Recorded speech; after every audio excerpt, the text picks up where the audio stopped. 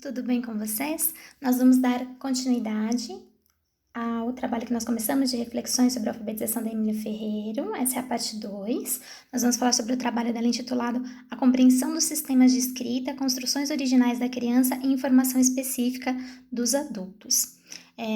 Essa parte do trabalho ela foi feita com base numa série de pesquisas que foram realizadas em castelhano e em francês em Buenos Aires, Cidade do México, Monterrey, Barcelona e Genebra, com crianças dessas cidades provenientes de diferentes classes sociais, tá?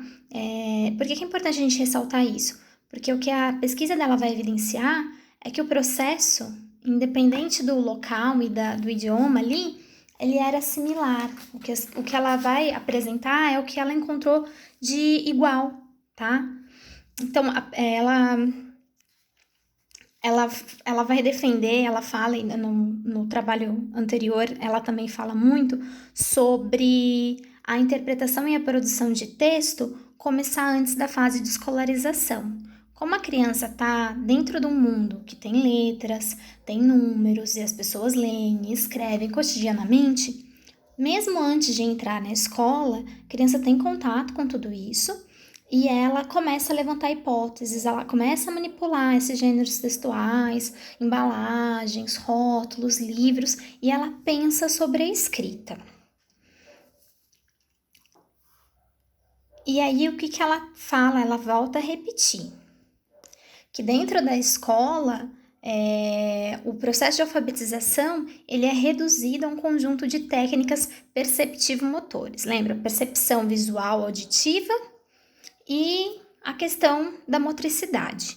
E a alfabetização vai além disso. E aí ela fala outra coisa. A gente tem que lembrar que essas pesquisas elas foram feitas há 40 anos atrás, era um outro momento social. Tá? Após essa pesquisa, a gente está vivendo uma escola hoje que mudou muito depois dessas pesquisas. E aí o que acontecia? A escrita, ela era tida como um produto escolar. Era como se ela fosse algo que pertencesse à escola para ser apresentado para a criança. Então, a criança tinha contato com a escrita antes de estar dentro da escola, mas a instituição escolar, o professor, eles fingiam que a criança não tinha contato com aquilo, tá? Sendo que ela tinha. Sabe quando a gente trabalha hoje, fala que a gente tem que valorizar o conhecimento que a criança tem, que ela traz de fora da escola? Ele vem após as discussões, após décadas em que se discutiu não só dentro do campo escolar, mas também em outras partes, quando a gente pega, vocês provavelmente vão ler a Constituição, você pensar na Constituição, o que a Constituição defende enquanto direito do cidadão, direito à cidadania. Então, você transforma a criança em ser cognoscente, em alguém que tem direitos, em alguém que é cidadão, tá? Então, a gente falar hoje, a criança ela traz coisas para a escola, ela já sabe, ela parece meio louco, mas lembrem sempre de situar o livro no momento que ele foi escrito. Foi há 40 anos atrás, era um outro momento. E aí ela fala que a escrita vai aparecer para a criança em diferentes situações. Então, quando a criança vê um anúncio, quando a criança manipula um rótulo, quando a mãe vai ligar para alguém, isso hoje pra gente parece louco, mas ela cita como exemplo. A mãe pega lá o catálogo com os números telefônicos, né, a lista telefônica para ligar para as pessoas. Então, assim, a criança vai ter contato com a escrita em diferentes situações sociais. É evidente que por si só, página 44, é evidente que por si só, a presença isolada do objeto e das ações sociais pertinentes não transmitem conhecimento, mas ambas exercem uma influência, criando as condições dentro das quais isto é possível. Porque assim, uma coisa que me incomoda bastante quando as pessoas falam dos estudos de Emília Ferreiro é que muitas vezes é colocado como se isso tivesse sido prejudicial à escola. Por quê? Porque muita coisa do que ela estudou e do que ela falou e do que ela defendia foi interpretado de maneira errônea. Então, quando ela fala que a presença isolada não é suficiente, ela está dizendo o seguinte, que Que não adianta só você colocar a criança diante de textos, de diferentes escritas e achar que ela vai evoluir sozinha, tá? E ela vai aprender, ela é autodidata e ela vai aprender sozinha. Tem situações em que as crianças aprendem? Tem, é muito raro, mas acontece, tá? Tem situações em que as crianças têm interações, assim, muito ricas em ambientes, em casas, em que o letramento é muito presente, né? Em situações de que as pessoas são bem letradas, e acontece, mas isso não é algo comum, tá? Pode-se estabelecer uma progressão regular nos problemas que as crianças enfrentam e nas soluções que as crianças ensaiam para descobrir a natureza da escrita. Página 45. Porque aí o que a Emília começa a colocar? Ela começa a falar sobre a manipulação que a criança faz desse objeto de conhecimento e ela vai perceber nessas diferentes cidades, com essas crianças de diferentes classes sociais, algumas coisas que se repetem. Então, eles percebem que tem uma coisa ali que é muito similar. Tanto na criança que estava lá na França, que falava em francês, que era muito rica, quanto uma criança lá na cidade do México, muito pobre, tinham coisas que eram comuns a todas as crianças que elas participaram ali da pesquisa. O que ela fala? Não tem um ritmo determinado na evolução. E as diferenças individuais, as crianças têm diferenças individuais entre o que elas conseguem descobrir. Isso eu vou explicar melhor na segunda parte, porque tem algumas coisas que vão ser comuns e tem algumas coisas que vão depender do ambiente que essa criança está. Construções originais das crianças. Desde aproximadamente os 4 anos, as crianças possuem sólidos critérios para admitir que uma marca gráfica possa ou não ser lida antes de serem capazes de ler os textos apresentados. Página 46. Quando eles começaram a fazer as pesquisas, e aqui, gente, a gente está falando da pesquisa, ela vai fazer com crianças de 4, 5 e 6 anos. E aí, vocês pensam que há 40 anos atrás eram poucas crianças da cidade que estavam dentro da escola, tá? Não era comum. Por isso que eu falei, situem a Emília Ferreira no momento que ela estava. Quando você apresenta a escrita para as crianças, elas já começavam a fazer distinção entre algumas coisas. Primeira coisa que eles notaram, elas faziam distinção entre o que era figurativo e não figurativo. O que é isso? Elas sabiam onde era a figura e onde tinha um texto escrito. Então, se você pegava um livro que tinha ilustrações, elas sabiam que você ia ler na parte que estava a parte escrita, onde tinham as letras. Que a figura não servia... Desculpa. A figura não servia para fazer leitura, tá? Segunda coisa que eles perceberam, uma quantidade mínima de caracteres. Normalmente, quando as crianças iam fazer as suas escritas espontâneas ou quando elas iam ler alguma coisa, elas só entendiam que você podia ler alguma coisa se tivesse pelo menos 3 letras. Se tivesse menos que 3 letras, elas entendiam que aquilo era inilegível, não dava para ler. E o critério seguinte era a variedade interna de caracteres. Então, por exemplo, se nós pegarmos a palavra ovo, ele tem 2 letras O, as letras se repetem. Elas acreditavam, eles perceberam quando você pega essas crianças pequenas, uma das coisas que elas formulam, e não é algo que alguém ensinou, que eles entenderam que realmente era uma coisa que as crianças formulavam, quando eles tiveram contato com essas crianças, fizeram a pesquisa, eles perceberam que era algo realmente formulado pelas crianças, tá? Quando você pega as palavras que tem poucas letras, você tem que ter uma variação de signos gráficos dentro da palavra. Porque se elas se repetissem, vamos supor, você colocasse a letrinha a criança entendia que não dava para ler aquilo ali. Então, você tinha que ter uma variação. Tinha a questão quantitativa, pelo menos 3 letras, e a variabilidade. Você tinha que ter uma diferenciação dos signos gráficos dentro da palavra para ela ser lida, para ela ser escrita. Ambas as hipóteses, a da quantidade e a da variedade, são construções próprias das crianças. Por volta dos 4 ou 5 anos, as crianças pensam que só podem escrever substantivos. Essa foi uma outra coisa interessante também que eles perceberam nessa pesquisa. Quando eles pediam para uma criança, eles falavam uma frase. Ela deu o exemplo das frases, eu não vou lembrar de nada agora, mas Vamos supor que eu fale assim, ó, a caneta é azul. Elas entendem que você consegue escrever caneta e azul. A é um artigo, tem uma letra. Elas entendem que você não vai escrever, que não vai estar escrito. E é um verbo, é que aqui tem uma letra só também. Mas elas entendem que os verbos não estão escritos nas frases, tá? É uma construção delas. Lembrem que a Emília Ferreiro defende que nessa fase a criança está na fase de apropriação do sistema de representação da escrita.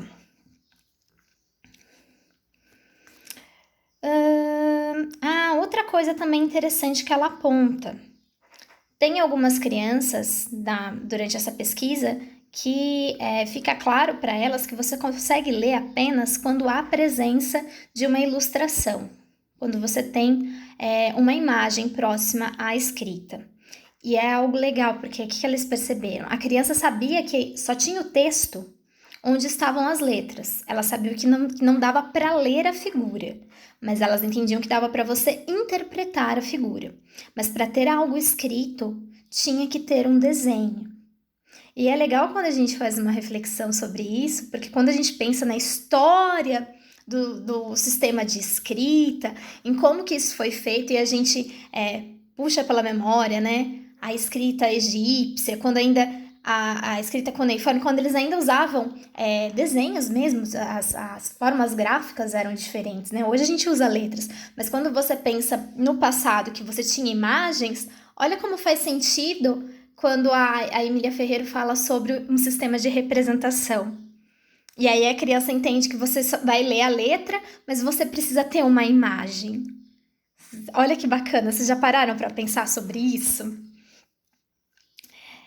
Escrever não é transformar o que se ouve em formas gráficas, assim como ler também não equivale a reproduzir com a boca o que o olho reconhece visualmente. A tão famosa correspondência fonema-grafema deixa de ser simples quando se passa a analisar a complexidade do sistema alfabético. Página 55. O que a Emília está falando aqui? Ela está pegando de novo a questão dos métodos. Porque quando a gente está falando dessas crianças pequenas, aqui ela não fala isso no texto, mas fica claro que ela está defendendo aquilo que ela falou no primeiro trabalho, sobre a escrita enquanto sistema de representação da linguagem. Porque não adianta você querer ensinar e achar que a escrita é apenas uma representação, um código. Você tem grafemas e fonemas. A escrita, ela tem uma função social, então ela é muito maior do que isso. Na segunda parte, isso vai ficar mais claro. A segunda parte, ela fala sobre informações específicas. Existem concepções que são uma construção interna das crianças. E existem conhecimentos específicos sobre a linguagem que só podem ser adquiridos por meio de outros informantes, leitores adultos ou crianças maiores. Quando ela fez aquela primeira parte, ela fala das crianças de 4 e 5 anos, o que ela percebeu que era uma construção própria da criança. Porque quando você fala, olha, para a gente escrever você precisa de 3 letras. Eu e você que somos alfabetizados, nós sabemos que nós escrevemos artigos. E os artigos às vezes têm 1 ou 2 letras. Eu escrevo a, o, as, os.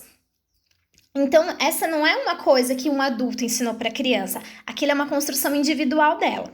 Da mesma forma, tem coisas que as crianças vão apontar que elas só vão conseguir aprender com alguém, um adulto ou uma criança maior que seja alfabetizado. O que ela apontou?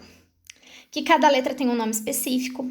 Então, quando ela estava conversando com as crianças, ela estava nessa pesquisa, tinha umas crianças que sabiam que as letras tinham nome. O direcionamento da escrita para a direita, de cima para baixo. A diferença entre letras e números, que junto com as letras aparecem sinais que não são letras, que são sinais de pontuação. E a utilização de letras maiúsculas para nomes próprios.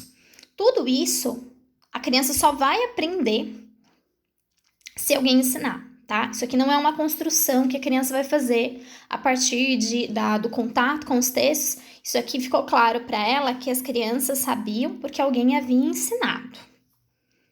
É no caso dessas aprendizagens que, conforme a procedência social das crianças, há maior variabilidade individual e maiores diferenças. Página 56.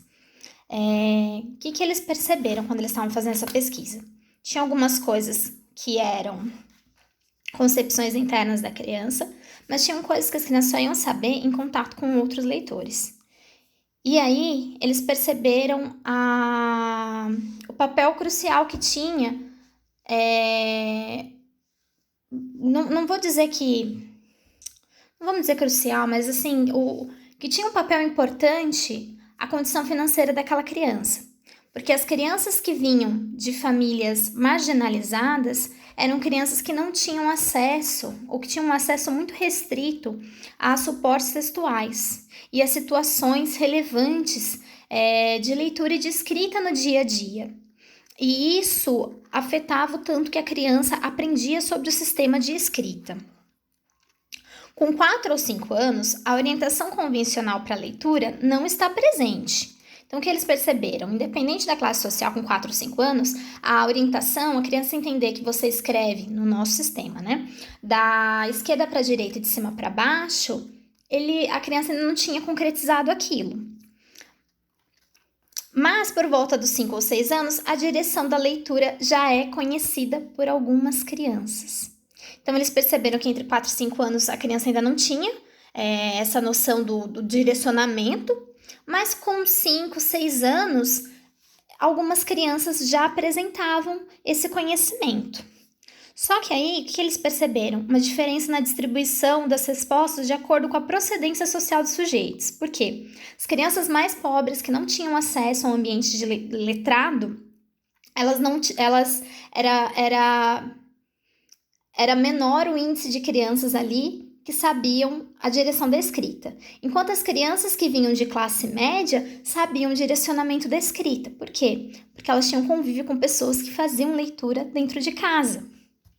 Nem todas as crianças de 4 anos sabem que é possível realizar a leitura de um texto. Aqui é uma outra coisa interessante. As crianças que vinham de classe média, elas entendiam que dava para você fazer leitura e escrita.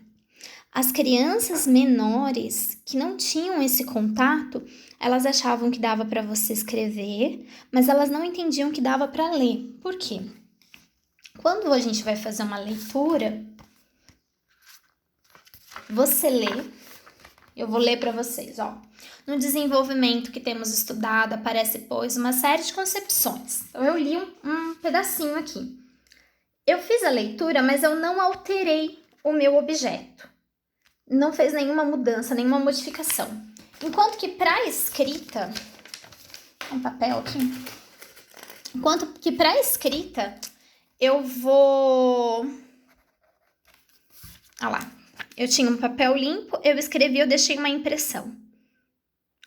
Para as crianças de 4 anos, eles perceberam que algumas crianças não entendiam como que dava para fazer a leitura de um texto, porque elas não tinham contato, não era algo comum para elas, então elas não entendiam a leitura, elas conseguiam entender apenas a escrita.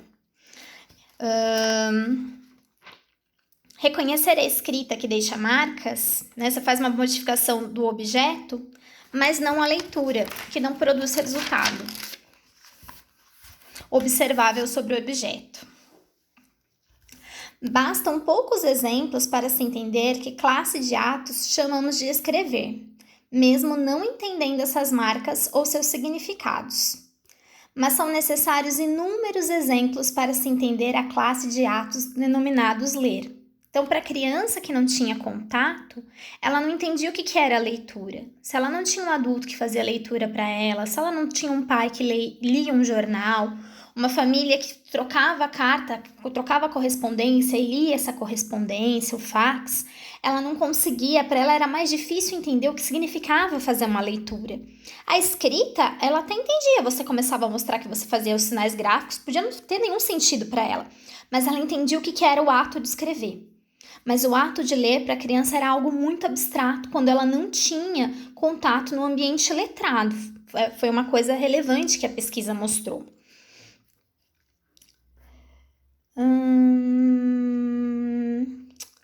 Importante.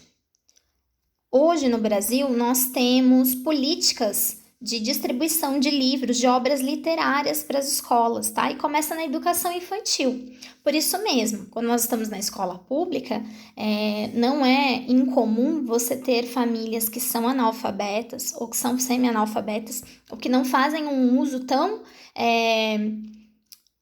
diário assim do hábito de leitura. Então, hoje nós temos uma distribuição muito grande por parte do governo, né? Você tem políticas públicas do governo para nós termos livros para fazer leitura para as crianças na escola, para suprir essa necessidade, tá? E hoje a gente tem isso devido aos estudos dos anos 80 e 90. Outra coisa, o sistema de escrita tem um modo social de existência, página 58. Então, para a criança conseguir fazer construções mais elaboradas, ela precisa entender o sistema de escrita no meio social. Não é simplesmente um código. Você não está simplesmente usando um código. Se você não tiver um motivo para ler e um motivo para escrever, esse código ele passa a não ter serventia. Então, a escrita, ela tem uma serventia, ela tem um significado, a existência dela tem uma importância por conta dos modos que nós utilizamos essa escrita e essa leitura. Crianças que crescem em um meio letrado estão expostas a interações que criam condições para a inteligibilidade dos símbolos. Página 58. Então, o que a pesquisa mostrou? Quanto mais contato a criança tinha com pessoas que usavam a escrita e a leitura, essa exposição tornava possível, essas interações tornavam possível que ela tornasse ali o símbolo algo inteligível, algo que ela pudesse aprender. Por fim, a Emília termina com algumas implicações pedagógicas. E eu vou ler uma pergunta dela, que eu gosto bastante, da página 59. Se a compreensão da escrita começa a se desenvolver antes de ser ensinada, qual é o papel dos adultos? Especialmente dos professores no que se refere à aprendizagem. Não sei se vocês sabem, mas quando essas pesquisas começaram a ser feitas, aqui no Brasil e em outras partes do mundo, implantaram um método chamado construtivista. E aqui é um belo de um puxão de orelha para todo o magistério. Primeira coisa, não existe método construtivista. Durante o livro inteiro ela vai falar que nós não precisamos de novos métodos. Quando a Emília Ferreira desenvolveu essas pesquisas, ela não queria desenvolver um novo método e vender material em cima desse novo método. O que ela queria era que nós entendêssemos a criança como um ser cognoscente e que nós validássemos aquilo que a criança desenvolve, tá? E aí, se a criança tem contato com esse mundo escrito, pensando lá nos anos 80, se ela tem contato com o mundo escrito fora da escola, e ela aprende, ela cria coisas fora da escola, qual que é o papel da escola? Porque tem pessoas que me contam que foi um período assim, meio pandemia, foi uma coisa meio louca no Brasil, em que as pessoas achavam que o professor não tinha que ensinar e que foram retirando tudo da escola. A escola foi ficando descaracterizada porque as pessoas fizeram uma interpretação bem errônea dos estudos dela. Ela fala o seguinte: a escola tem um papel importante e insubstituível: criar condições para que a criança descubra por si mesma. E quando eu li isso, eu entendi em partes por que as pessoas faziam essa interpretação errônea. Porque elas não... A gente tem um sério problema de interpretação mesmo. Quando ela está falando da pesquisa, ela está falando da pesquisa com crianças de 4 e 5 anos. E o que essa pesquisa demonstrou? Que as crianças que não tinham contato com a leitura e a escrita cotidianamente eram crianças que tinham maior dificuldade para aprender a ler e escrever depois. E quando entravam no sistema de ensino, elas tinham uma espécie de defasagem ali. Por quê? Porque elas ainda não tinham se apropriado daquele objeto. E como elas não tinham feito uma apropriação do objeto, e quando elas chegavam na escola, automaticamente eles implantavam o método e achavam que ela ia aprender a ler e escrever só a partir do método, e ela não tinha feito aquela apropriação, demorava muito para a criança evoluir dentro do sistema. Então, o que a Emília está falando? Quando ela diz criar condições para a criança descubra por si mesma. Que enquanto escola, nós temos que ser exemplo de leitor e de escritor para essa criança. Nós temos que ter práticas diárias de leitura e escrita para que essa criança que está marginalizada junto com a sua família, dentro da sociedade, que não tem acesso à revista, não tem acesso a jornal impresso, que não tem acesso a livro, para que ela tenha espaço dentro da escola para ter acesso a isso, para que ela consiga formular aquilo que uma criança que está dentro da classe média e teve acesso também formulou. Tá? É isso que ela está defendendo. E ela está defendendo isso, quando a gente fala de criança de 4, 5 anos, gente, é lá na pré-escola. Então, quando as pessoas falavam, não é mais para ensinar, né? Isso aí é visão equivocada. É a pessoa que ou não leu o livro ou não leu direito, tá? E por fim, ela vai fazer algumas conclusões. Eu vou ler as conclusões com vocês e nós vamos interpretar essas conclusões, tá? Decidimos, a título de conclusão, analisar alguns aspectos sobre os quais os profissionais deveriam estar alertas. Se pensarmos que a escrita remete de maneira óbvia e natural à linguagem, estaremos supervalorizando as capacidades da criança, que pode estar longe de ter descoberto sua natureza fonética, que é aquilo que eu acabei de falar. Se a criança está chegando na escola pela primeira vez e na casa dela ela não tinha contato com esse mundo letrado, e a gente já quer impor um método, seja o silábico, fonético, essa criança vai ter muita dificuldade. Por quê? Porque a gente não deu tempo para ela se apropriar desse objeto de conhecimento. Em contrapartida, poderíamos menosprezar seus conhecimentos ao trabalhar exclusivamente com base na escrita cópia e sonorização dos grafemas, enquanto a criança sabe que a escrita é significativa. O adulto a esconde atrás do traçado de formas gráficas ou da repetição de fonemas isolados, ambos sem sentido. Outra coisa, então a criança ela vem e ela já tem algumas concepções porque ela estava ali dentro de um ambiente letrado. Se ela chega e ela veja um ambiente letrado e ela começa a fazer suas próprias construções, as constatações dela, não adianta a gente ficar fazendo ba, be, bi, bo, bu, bão. Cá, có, cu, cão, dá, dé, di, dó, du, dão. Nós temos que ter práticas significativas. Hoje a gente vai fazer uma receita. Eu vou pegar a receita, a gente vai ler a receita, eu vou ensinar para vocês como que a gente faz a interpretação. Então hoje a gente fez a receita, outro dia eu vou preparar a receita e vocês vão escrever passo a passo o que eu tô fazendo, os ingredientes que eu usei, porque vocês vão levar hoje essa receita para casa.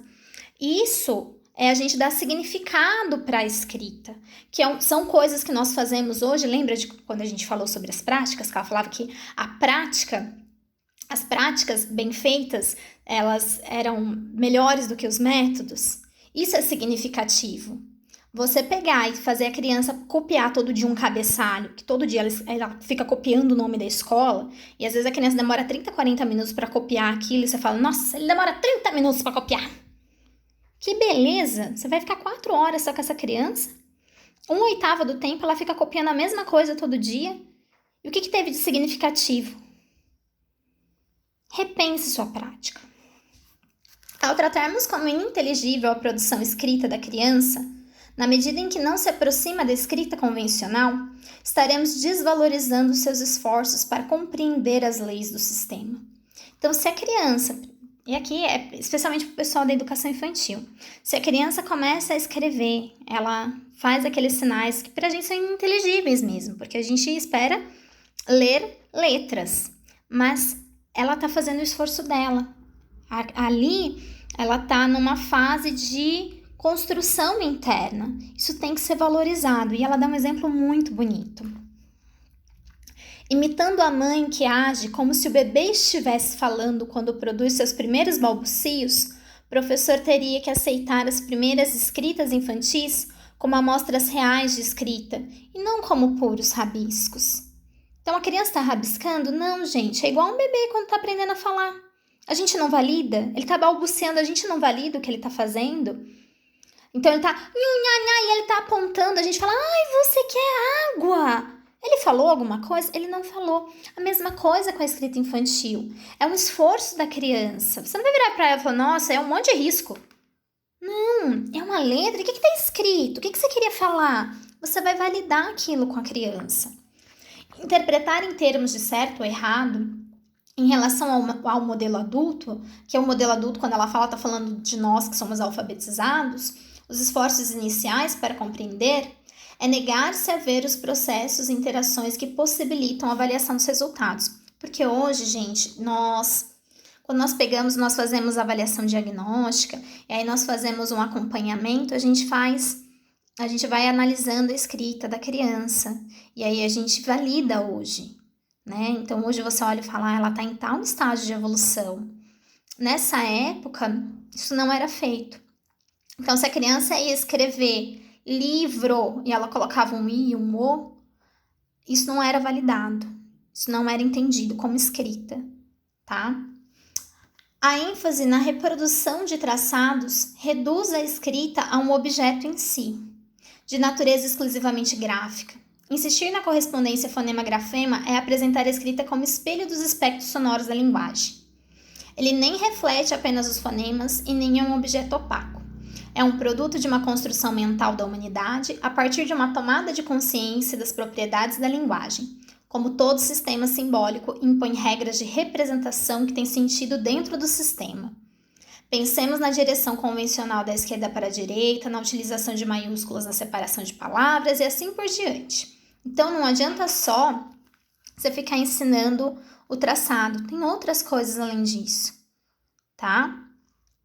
Os problemas que a criança enfrenta em sua evolução não estão sujeitos a qualificativos em termos de simples ou complexo. Aqui ela está falando especificamente sobre, por exemplo, quando a criança começa a levantar hipóteses e ela acha que não dá para escrever o artigo A, ou que na hora de escrever o pé, né, o pé é um substantivo que vai precisar ter 3 letras ali. Você vai olhar e falar, Roberta, mas se tem 2 é muito mais fácil, porque só tem 2.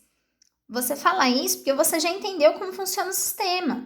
Então, parece fácil. Não é pra gente colocar como fácil ou difícil, porque ela tá num outro momento, tá? Ela tá se apropriando daquilo. Então, não é que é fácil ou difícil. Para ela é complexo. Ela tá tendo contato com uma coisa que foi construída milenarmente, mas que para ela é algo completamente novo. E ela tá fazendo a manipulação daquele objeto e ela tá levantando hipóteses sobre ele. Finalmente, se só nos dirigirmos às crianças que compartilhem alguns de nossos conhecimentos, ou seja, a quem já tenha percorrido praticamente sozinho grande parte do caminho, deixaremos de lado uma grande porcentagem da população infantil estacionada em níveis anteriores a esta evolução, condenando-as involuntariamente ao fracasso. Aqui, gente, importante de novo. No momento em que a Emília escreveu esse livro, era muito comum a reprova automática, tá? Então, a criança, para ela poder ir para a primeira série, na época era a primeira série, elas iam para a primeira série com 7 anos, elas estavam praticamente alfabetizadas. Então, quando essa criança não tinha chegado num determinado nível, o que a professora fazia? Hoje, a gente fica em cima do aluno que tem dificuldade, né? Há 40 anos atrás, a professora olhava para o aluno que estava aprendendo. O aluno que estava com dificuldade, ele ficava marginalizado. Então, esse aqui não aprende,